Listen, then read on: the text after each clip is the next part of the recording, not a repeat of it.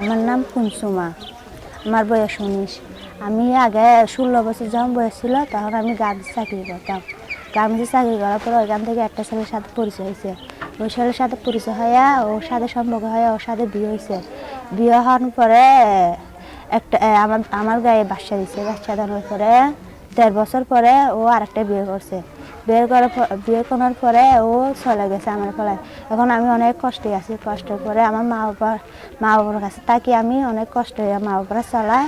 তারপরে চলার পরে আমার যখন 4 মাস ছিল, গর্ভিতা ছিলাম, তখন আমার একটা আফা এসে আমার থেকে হাতে মাপ নিয়ে আমার পুষ্টি দেয়। পুষ্টি পাওয়ার পরে আমি খাই এগুলা, আমার শরীর ভালো থাকে আর একটু ভালো থাকি।